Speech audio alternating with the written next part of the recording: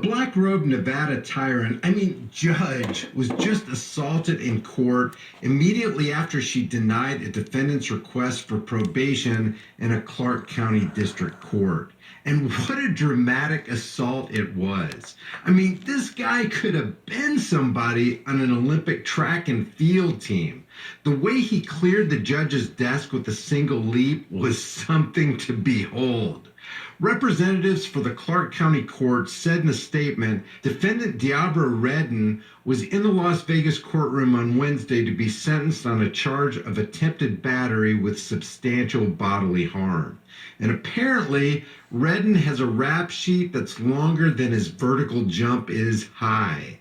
During the hearing, Redden and his attorney asked Judge Mary Kay Holthus for probation rather than time behind bars, saying that the 30-year-old is getting his life back on track with a new $20 an hour job and plans to resume his education. Redden said he's addressing his mental health issues and, quote, trying to learn from my mistakes. In response, Judge Holthus then read the defendant's criminal history aloud in court, which included 3 felonies, misdemeanors, multiple domestic violence issues, robberies, and attempted home invasion. Mr. Redden, is there anything you want to say on your own behalf before I pronounce sentence? So basically, I would like to tell the courts here, based on my criminal history, I feel that I shouldn't be sent to prison for a second time. Have you looked at your criminal history? Have you looked at your criminal history? Actually, just I looked at it.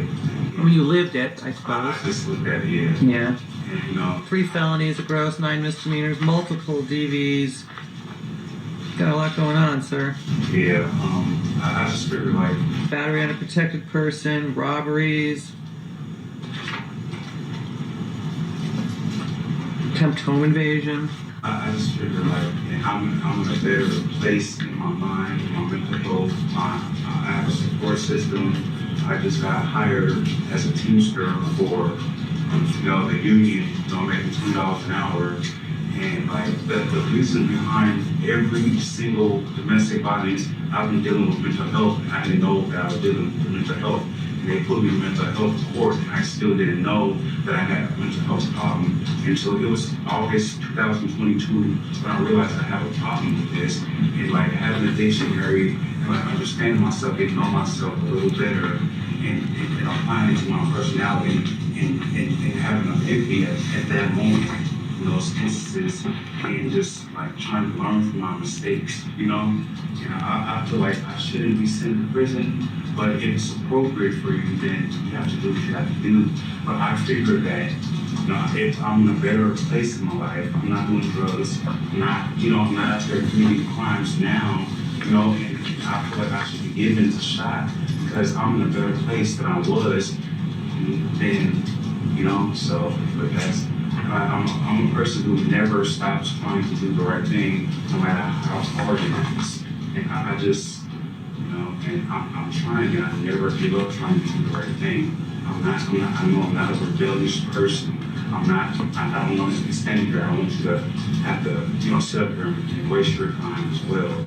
The judge told Redden, "You got a lot going on, sir." Redden's attorney told the judge that he believes his client could successfully complete probation. She said she appreciated that, but she thinks it's time he got a taste of something else because she just can't with that history. Seconds later, Redden shouted, "F that biatch!" and ran toward the judge, leaping over the bench and attacking her. Redden tackled Holthus to the ground, and both disappeared from the camera's view behind the bench. I appreciate that, but I think it's time that he gets a taste of something else because I just can't with that history. In accordance with the laws of the state of Nevada, I'll leave the link to the entire video in the description below. For some reason, when I try to show this stuff on my channel, YouTube just doesn't want you to see it from me. As others in the courtroom tried to restrain him, Redden screamed, "F you both!" and threw several punches.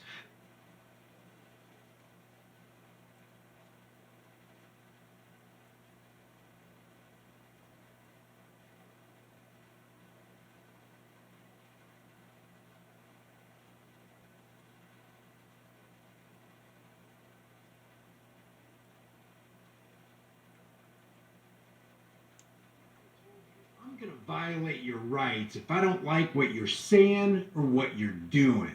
Here's the deal. Here's the deal. Here's the deal. So here's the deal. Oh, here we go. Your name? Here's the deal. Here's the deal. Here's the deal. So here's the deal. Well, here's the Right. deal. Here's the deal. So here's the deal. But here's the deal. Here's the deal. Well, here's the deal.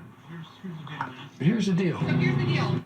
Here's the deal. Here's the deal. Because here's the deal. Here's the deal. Either give me your ID or you go to jail. How about that? Catch me outside. How about that? How about that? How about that? Here's the deal. Welcome back to the Here's the Deal channel.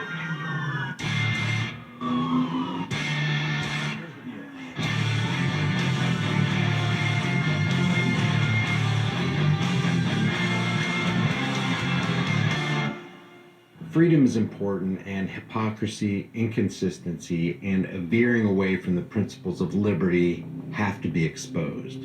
This guy, Michael Cassidy, a former Republican congressional candidate in Mississippi, tore down and beheaded a satanic temple display inside the Iowa State Capitol. Now, most of you know that I'm apolitical.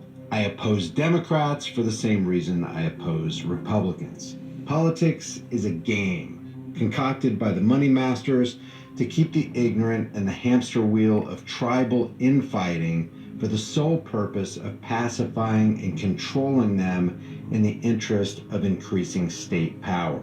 It's really nothing more and nothing less than that. Engaging in the support of Team Red or Team Blue is a demoralizing affair. It mentally controls and forces an individual to take a position that causes supporters to demean themselves into being unprincipled people. And here's what I mean.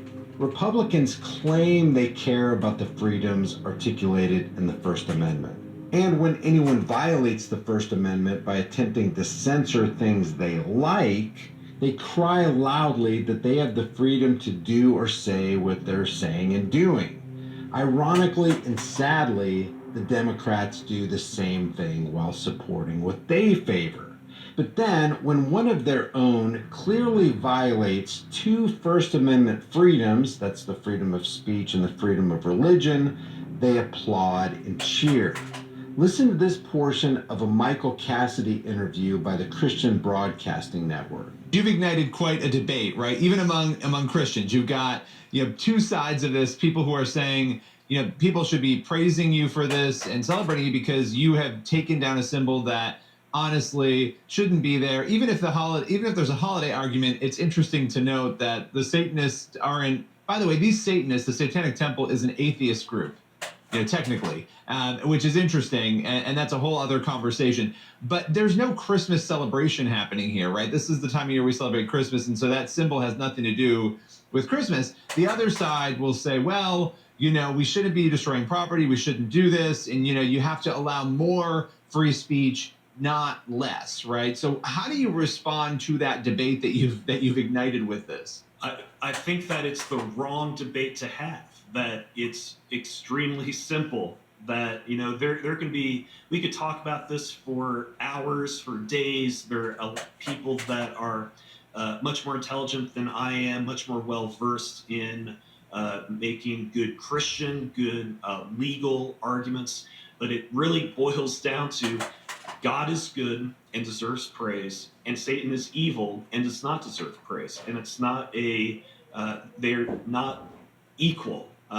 There is an example that I gave earlier today, I think, was, if there was some, fake religious group that they call themselves a religion, and they decided that they wanted to honor ISIS or honor Osama bin Laden for 9/11, and they got a permit from a bureaucrat to put a display of the 6 foot, 8 foot tall Osama bin Laden inside a state capitol. Who's going to defend that? They're going to be, of course, there's always going to be somebody, but that doesn't mean that it's a good argument. That doesn't mean that we have to listen to it. That there's a lot of I think, misconceptions about what the Satanic Temple, what the devil is. The devil is bad, and it's not something that we should promote. So in response to the question, we shouldn't be destroying property, you have to allow more free speech, not less. How do you respond to that debate? Cassidy responds, "It's the wrong debate to have. It's extremely simple. You should accept my God, but you should not accept other religious figures because I say so." Now, the problem with this is that people view the God of the Bible with the same disdain as they view Allah or Buddha or Satan. What this guy is saying is that you better respect my freedom of religion, but I'm not going to respect yours. And it doesn't matter where you land on this issue. It doesn't matter if you're a Satanist, it doesn't matter if you're a Buddhist, it doesn't matter if you're a Muslim or a Christian. Do you have the freedom to express your religious ideals? Do you have the freedom to worship the way you want to worship? The freedoms of others should be respected, including the freedom to offend. To willfully and unjustly encroach upon the freedoms of another is to forego your own freedom.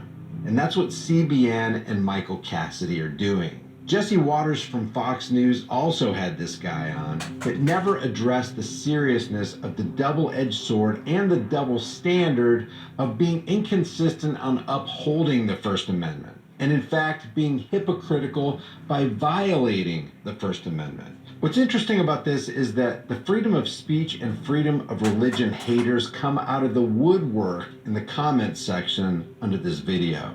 Where have you people been? This evil is happening all over our country. Take a stand for what is right.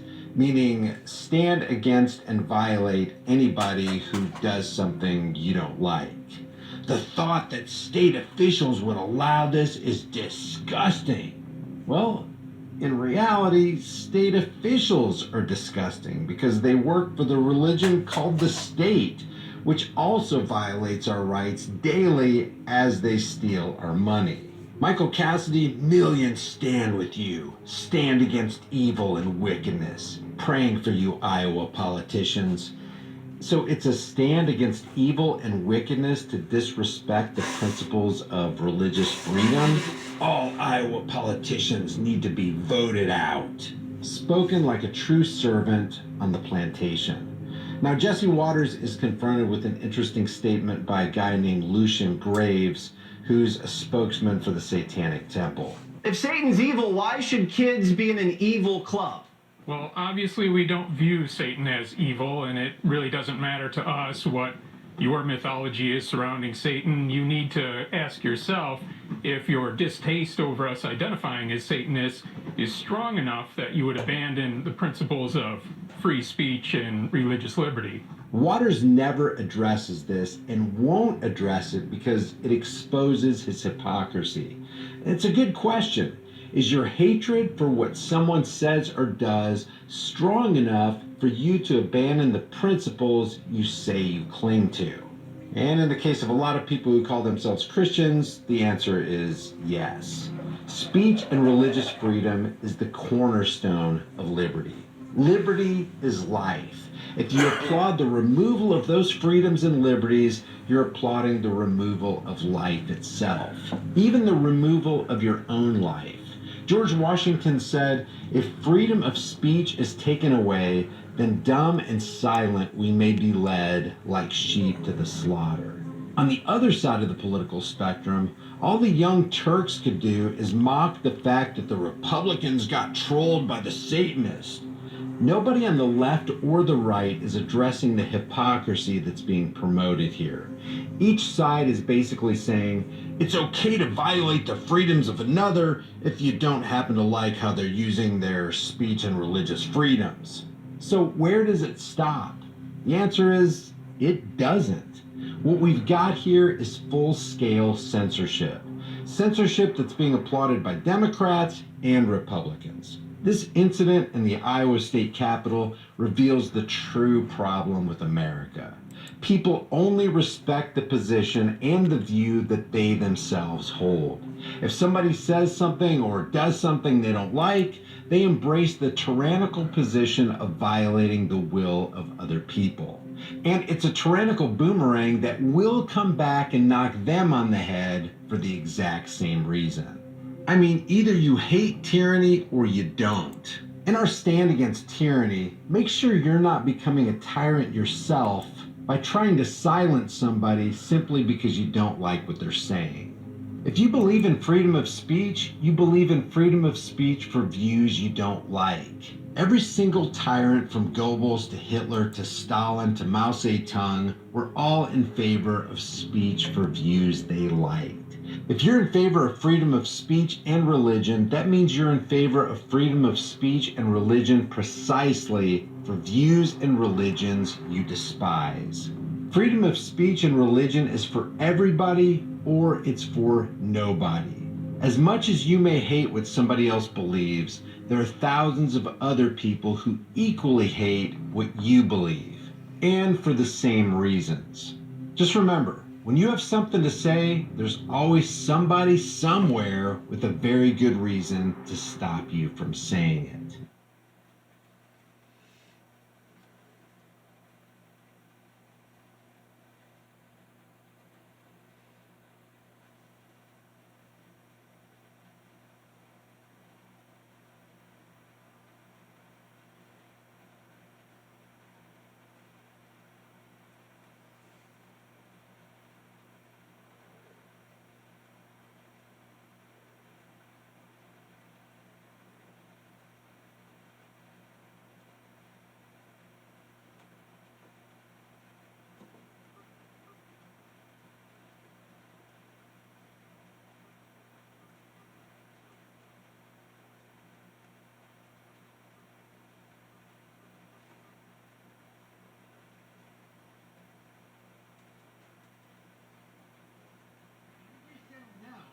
Seems like you're kind of broad-brushing all these people. Damn it, Carl, they're terrorists. I tell you, they're all terrorists. Send out the memo. Imagine the pirate leaders of a real piracy operation on the high seas accusing an honest freight company of piracy simply because they flew a flag signifying that they would unite and protect themselves against the real pirates. And what would you think of the masterminds behind a carjacking ring putting out a memo labeling you as a threat to all the car owners in the area simply because you had a sticker on your window stating that you would defend yourself in the event of a real carjacking?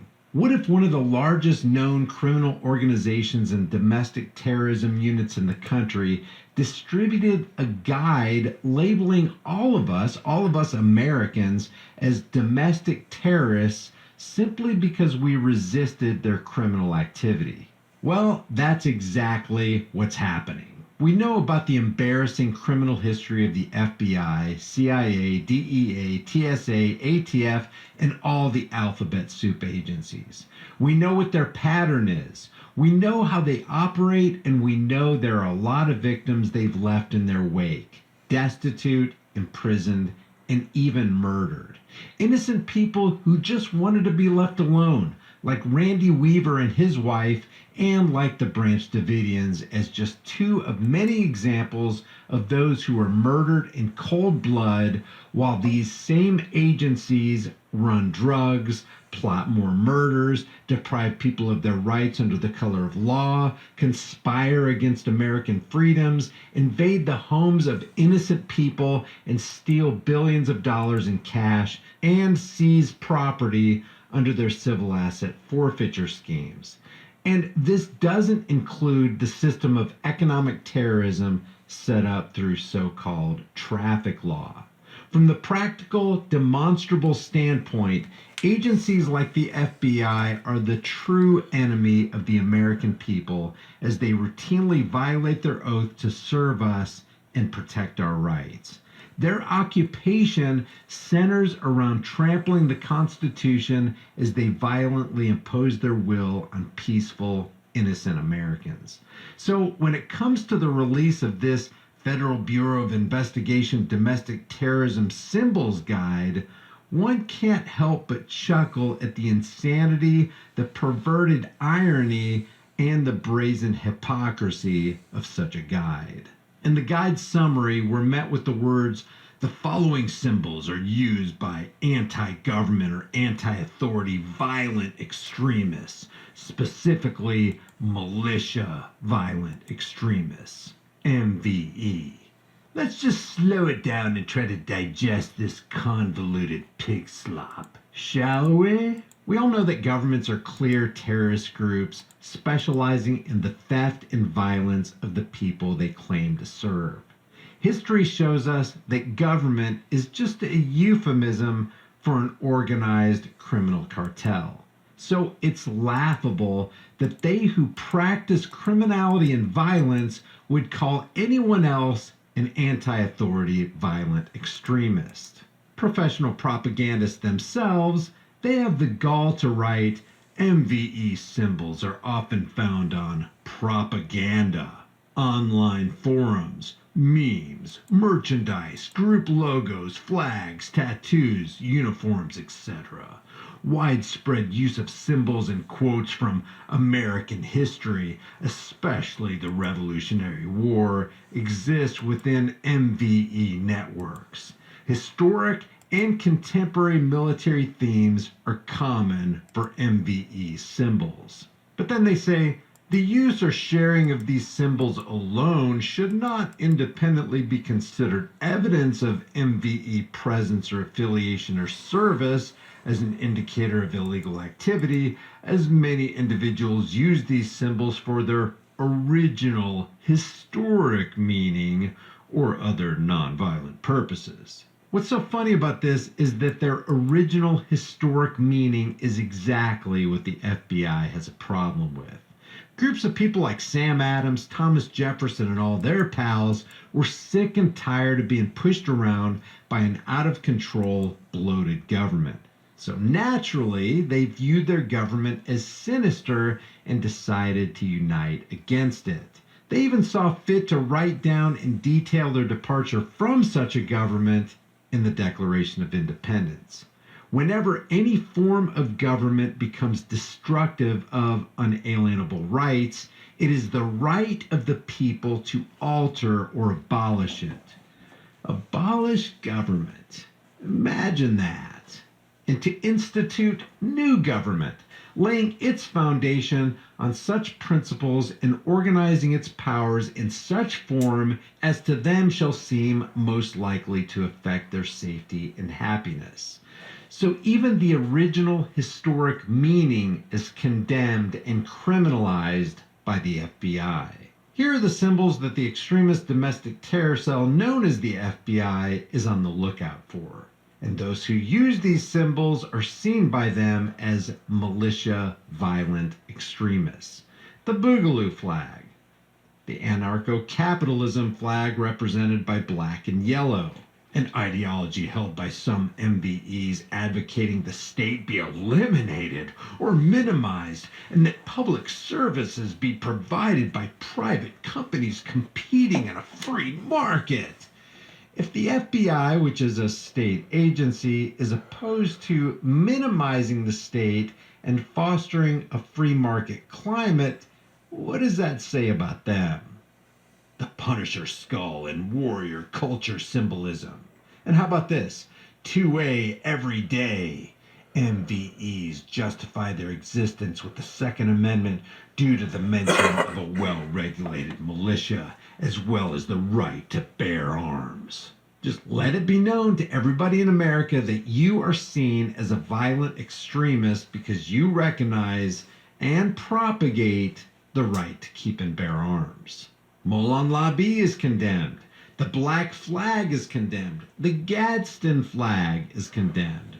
Why? Because it's a historical American symbol representing gun rights and limited government. Keep in mind, these are all viewed by the FBI as domestic terror symbols. The Liberty Tree and the Betsy Ross flag. It's all symbolic of domestic terrorism to the FBI. So rather than self-reflecting on the real reason people feel the need to call to mind this revolutionary imagery in the shadow of a supercharged tyrannical government in the first place, and then maybe take some efforts to come back in line with the original meaning of the original Constitution, Those who control the unconstitutional government agencies project the unrighteous violence they're involved in committing onto those who just want this despotic government to leave them alone. And did you notice the absence of a true violent extremist and terrorist symbol? The thin blue line flag of unbridled, unaccountable evil? Yeah, that's not in the FBI's domestic terrorism symbols guide. This right here is the kind of evil that hides behind qualified immunity, no matter the crime. But the FBI is not going to talk about that. What they're engaged in is classic propagandized projection. The victimizer is blaming the victim for taking a defensive posture. It's very sick and very twisted. It's just another psychological operation they specialize in conducting. The abuser shames and insults the abused. It's a pathetic psychopathic play that further exposes the corrupt nature of the FBI and its federalized corporate sister agencies. Or should we call them sinister agencies? So yeah, be on the lookout for the real violent extremists. Agencies like the FBI are always showing their true colors. The question is, will we wake up too late to do anything about it? Leave your thoughts about this for the world, the global thought police, and the domestic terror cell known as the FBI.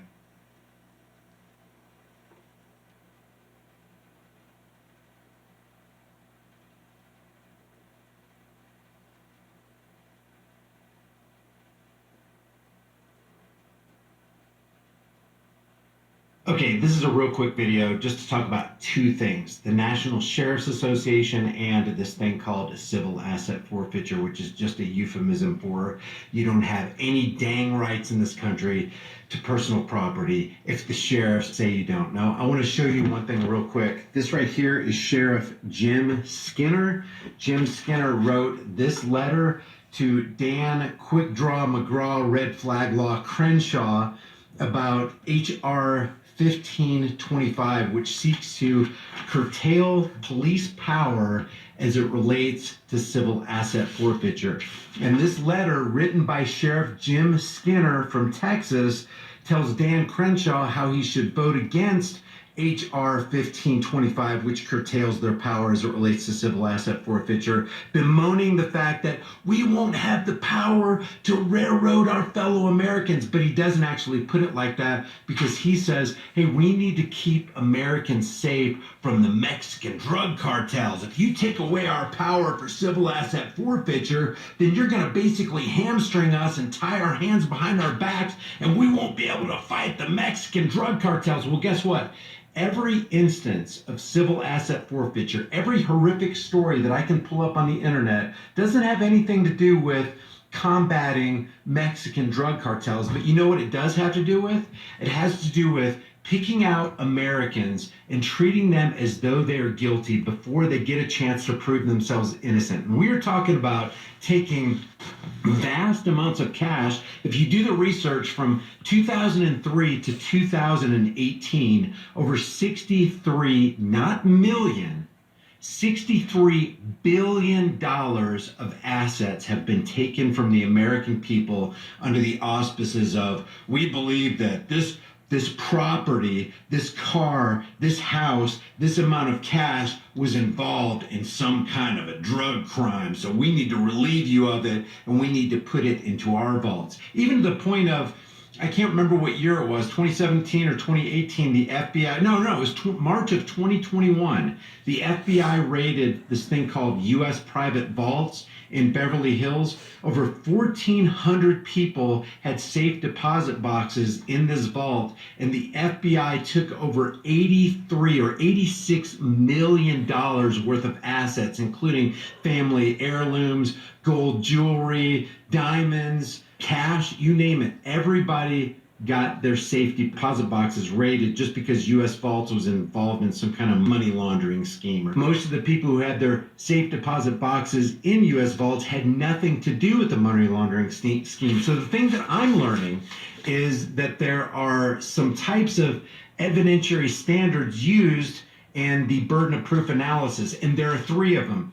The one that civil asset forfeiture goes by is preponderance of evidence. So in this letter to Dan Crenshaw by Jim Skinner, Sheriff Jim Skinner, H.R. 1525 seeks to move from preponderance of evidence to clear and convincing evidence. Well, Sheriff Jim Skinner has a serious problem with this, and he says it needs to stay with preponderance of evidence because if they go to clear and convincing evidence, then they're going to lose a whole bunch of the assets that they relieve from the American people, because now there's a greater burden of proof on the government to prove that these people were actually involved in a crime, which, justifies them taking your stuff, is the bottom line.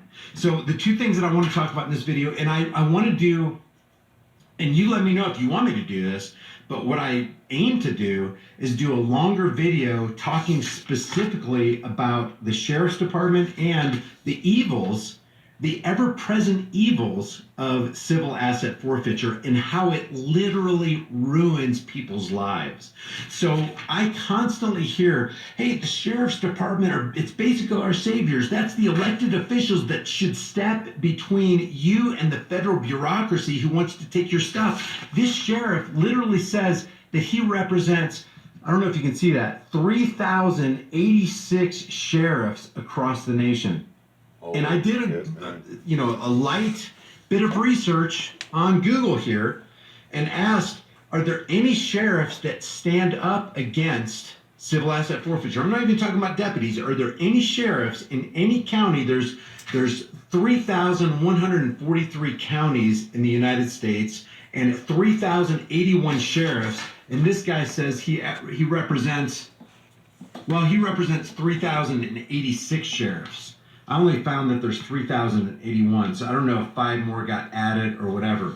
But not one of those sheriffs in one of those counties has stepped forward and said, hey, don't put my name on Sheriff Skinner's list. I'm against civil asset forfeiture. Not one.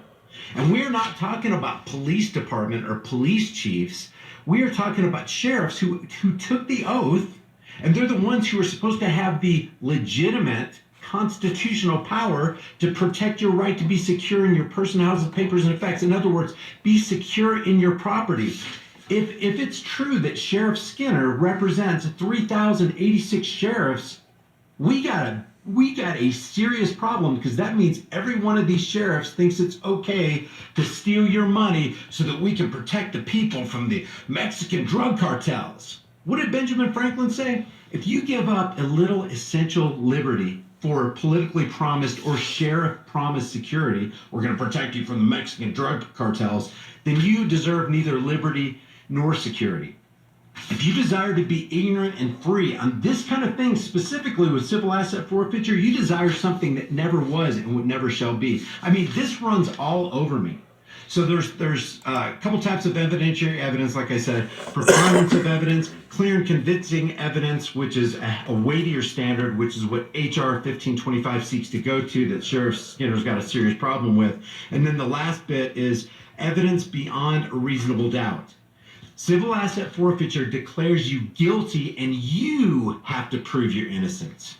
They don't have to prove that you're guilty. You have to prove you're innocent. There's a whole lot. This is only 3 pages long. And by the way, I got a hold of this by Lawz Law.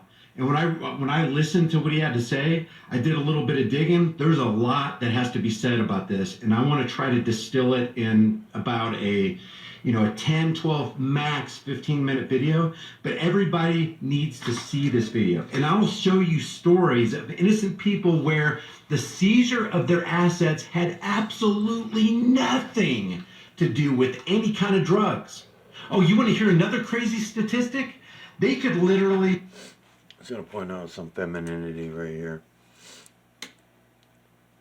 Feminine eyes, eyelashes, and feminine lips. I could take the camera up and get in on it a lot better, but I'm not going to. I might do this though.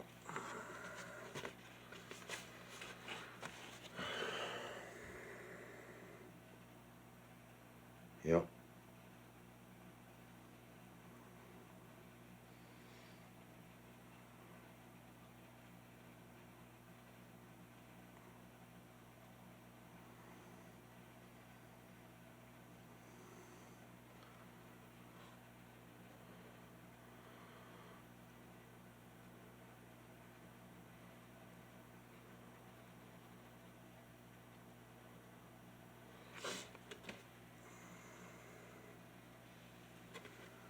literally get the dollar bills out of your wallet. Let's say you only have $53 in your wallet. They can take one of those dollar bills and they can put it in a tester, and more than likely it will test positive for cocaine, because 90% of all U.S. currency tests positive for at least one drug, and that's cocaine. And they can use that as a justification to take your stuff.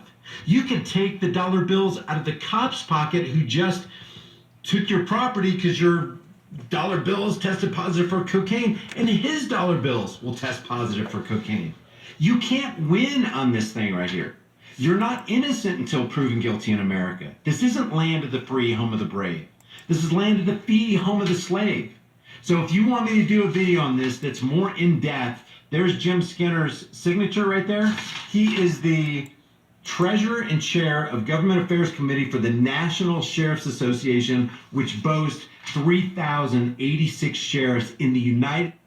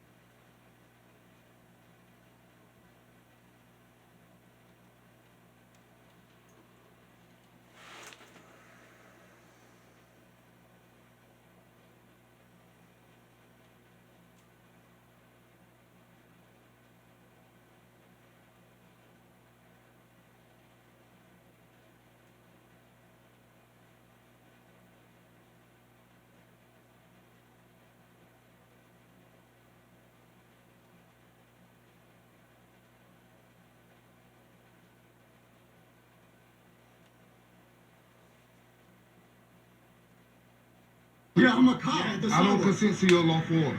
Well, you're about to consent it, I'll be in the back of the seat. Yeah, I'm a cop. Why doesn't this boy seem to be respecting our authority? Everybody else does. Just definitely, can you say that? Take your record, it's fine. Just do it on the sidewalk. Because you're kind of distracting me. There's a lot of people there. I'm distracting you. I'm talking to you, and I can't speak. You don't have to talk to me. You can stay over there. This is safety. I'm not distracting you, bro. We're doing an investigation. This is part of the investigation. You should go on the sidewalk. I'm not instructing your investigation. You are. You are. I'm not. Why she not instructing your? I'll give you a lawful order. That's not a lawful order. It is a lawful order to move to the sidewalk. I don't consent to your lawful order. No, you're about to consent it. I'll be in the back of the seat. I'm not instructing your investigation. A street lawyer? No, what are you? A street cop? Yeah, I'm a cop. You can't give me a direct order to stand over there, brother. This is America. Hey, I'm Brian. Welcome back to Here's the Deal and another episode of Transparency is Kryptonite to Cops. Yeah, I said kryptonite. Are we gonna have a little problem, officer? This guy, for example, is a cop. Yeah, I'm a cop. See? I told you. Anyway, Mr. Santana here. No, not that Santana. The cop Santana. Officer Title 4. Yeah, I'm a cop. Yeah, we know. We could tell by the costume, the Cracker Jacks badge, and the ego. Anyway, this cop, Officer Santana, Officer Title 4. and his partner Vega, who looks like a horse staring at a new gate, well, you see, they've got a little problem. And that problem takes the shape of something like, this. Cameras, public scrutiny, and transparency appear to be like kryptonite to these guys. Yeah, that's close, but it's more like their aversion to and really fear of cameras is even closer to make the transparency stop. So, practically speaking, when you're talking in the realm of law enforcement, this might as well be this. You can see the camera's potent effects on a wide range of cops, including this Oklahoma City police captain, Captain James French, who just got caught drinking and driving. I'm a captain on the police department. You've been drinking tonight, sir. I'm a captain on the police department.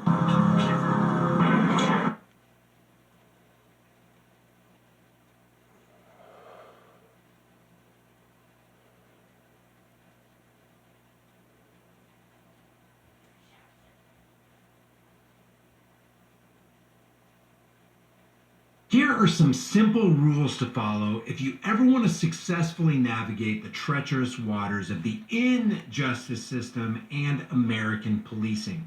Number one, never trust cops. They're not there to do you good. They're not there to be your friend. They're there to collect information from you that they can build a case against you with. Number two, always know and stand on and assert your rights. If you don't know your rights, you don't have rights. Number three, shut the frick up. You are not obligated to talk to policy enforcers. The more you talk, the more they collect against you, and they will use it against you. Number four, always get names, badge numbers, and if you can, an incident number. Number five, always, and I mean always, record the police. If you can, record with multiple cameras with multiple angles. And number six, always be aware that a judge or a jury somewhere is going to view your video, and you want to put your best foot forward so that you can win your case. And you will have a case eventually one day if you live long enough. If you desire to be ignorant and free, you desire something that never was and what never shall be.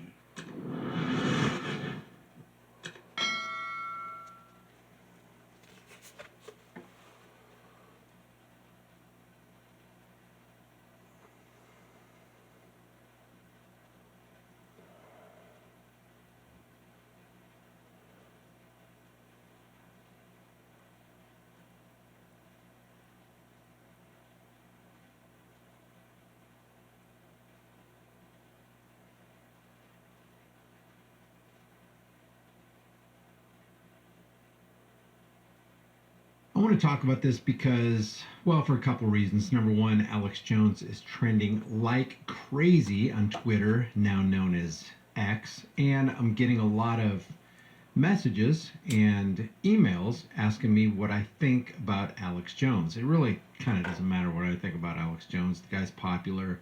You know, credit where credit is due. He has broken news stories that fake stream CIA infiltrated Operation Mockingbird, MK Ultra Media just would not or could not, because their channel owners and their network owners told them that they can't do it. So hats off to him for that. I'm not taking anything away from Alex Jones on the plane of breaking news stories that really needed to be broken, that people really need to pay attention to. And there are a plethora of stories that he has broken. So I'm not really here to talk about that. I do recognize the value of somebody like the societal value of somebody like Alex Jones. I did confront him back in 2020, January 21st, 2020 to be exact, and I'm going to show you that. Alex Jones is CIA though, man. So I don't know where you're going with But I it. want to show you why I confronted him and why I'm actually talking about this. First of all, on X, on my platform, I'm there under High Impact Flicks, and I put out a poll the other day, and I asked, what is more important, officer safety, public safety, or individual liberty? There's 311 votes with two days left, and the majority of people said that individual liberty, 92%, is far more important than public safety and officer safety. And somebody actually said something really interesting. When individual liberty is the most important thing, then public safety will be secured and we won't have to worry about officer safety, in my opinion. Well said. Well said. So let's get to this Alex Jones thing. Almost everybody and their brother who is even into this kind of thing knows that Alex Jones has been reinstated on the X platform by Elon Musk himself. And the reason that happened is because Elon Musk put out a poll the other day on December 9th that has been seen by 45.2 million people. The poll was responded to by almost 2 million people, and 70.1% said yes, they would like to see Joe Rogan, Elon Musk, Donald Trump, and Alex Jones. What do they have in common? Alex Jones reinstated on this platform. Elon Musk says Vox Populi, Vox D, which means the voice of the people is the voice of God. In other words, if the voice of the people said it, then it is done. And that's pretty much what he said in a follow-up tweet. He said, the people have spoken, and so it shall be. Now, Yeah, Alex Jones is an actor, and I'm disappointed to hear you even talking highly about him. I'm not going to listen to that crap.